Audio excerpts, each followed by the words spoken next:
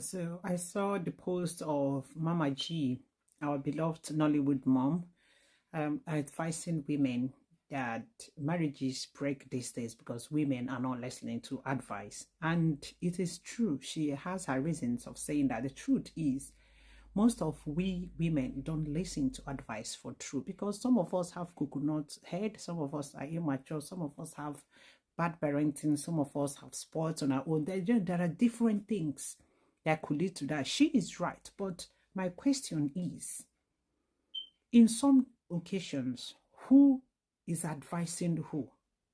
What advice are you giving? Are you giving an advice that can bridge a gap between what existed in the years back, like 40 years, 50 years ago, and what we are seeing in the current way? The more realistic we are with our advices, the better for us. So remember, when you are from, there are some advice, there are some things somebody from my mom's age will say, and you just tell her, please don't.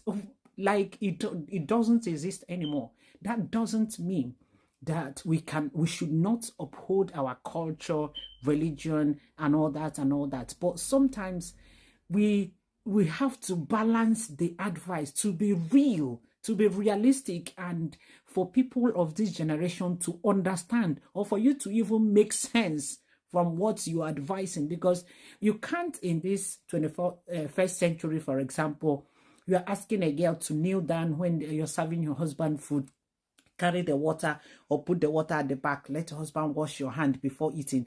There are, this is just an example, but to tell you that we have to balance, values, excuse me, cultural and religious values to what we see these days with the level of civilization and things we are seeing in real life these days. Okay, but my thing is, you see, it's not just because women are not listening to advice that marriages are in the rock these days.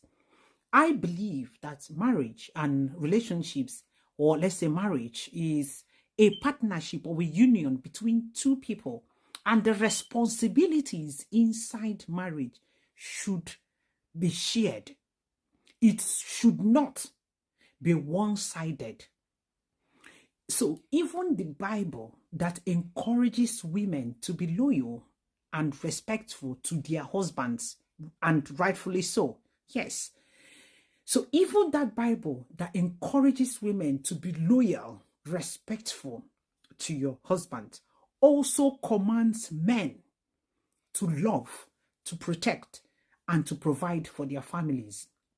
Now, in a relationship where a woman is asked to submit to a man without the man performing the manly duties in the house, that advice or situation is not going to work.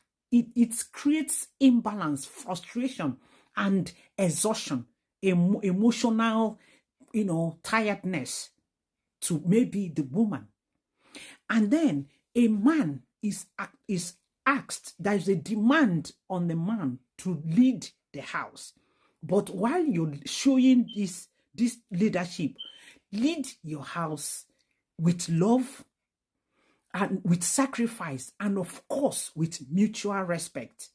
Now, when a man is forced, when a man is forced or is meant to carry both the responsibility of the woman and the man, providing for the family, nurturing, making decisions, holding the family together alone, and the man intentionally or for whatever or lack of, is unable to do this, whatever be the reason, at some point that woman will feel tired, frustrated, and emotionally drained. And then the woman will start reacting, maybe in an unacceptable way. And then what you will be seeing is the reaction of that woman, which she is doing out of frustration. And you will not see the action that is triggering the woman's reaction. Now, so if a man probably provides for the family, you are providing, and then nobody will hear word for you because you're providing for the family and you're making that provision. But every arrogance, every bad mouth, there's no love, there's no respect, there's nothing, just because you are the one providing for the family, it is still not going to work, because you have chosen one aspect of your assignment and leaving the others. It is not balanced. It is not balanced. You will still lose the respect in the house because you have chosen to practice one. You are the one to love the woman. And look at it. Be honest to yourself. Look around. Any relationship or marriage where the duties of these people have crossed, where the man is now doing the woman thing and the woman is now doing the man, it will end up in tears. It will, if the woman, you are not asked to love a man. You are not. Stop. Oh, I love him. It is the man that will love you. It is because you have refused to do your submission role, your assistant role, to be the man loving. You will end up with breakfast. The son of man or the son of a woman will always serve you breakfast because you are now doing the loving. Let it be then, men, that we love women, and women, do your God's given role and allow men to do their God's given role. And if you are a man, you fail to do your God's given role, you have lost the right to demand the woman, to force the woman to perform her own God's given role. It is now out of the woman's kindness that she has to do this. Unfortunately, this is the reality. So my thing is, let everybody, both male and women, perform their God's given role in relationship and in marriage.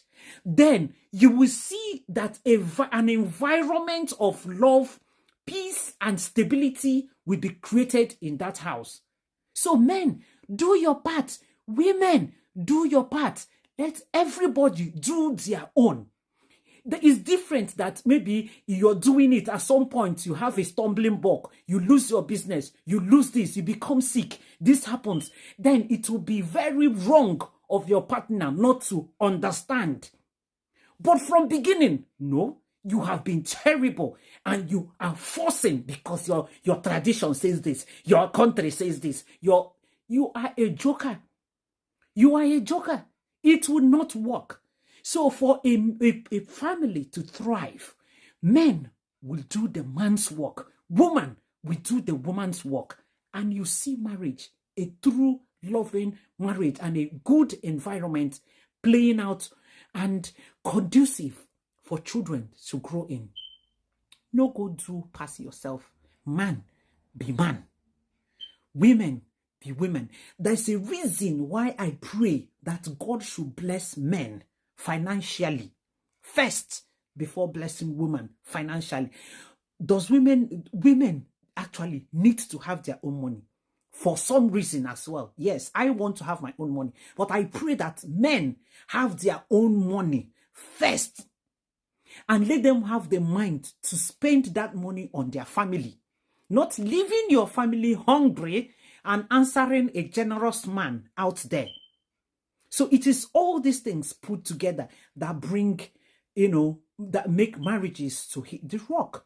When a man performs a manly duty in the house, it will take a very wicked, unreasonable, and in fact, it will take a witchcraft of a woman not to submit and perform the God's given role of a woman to that man and to that house.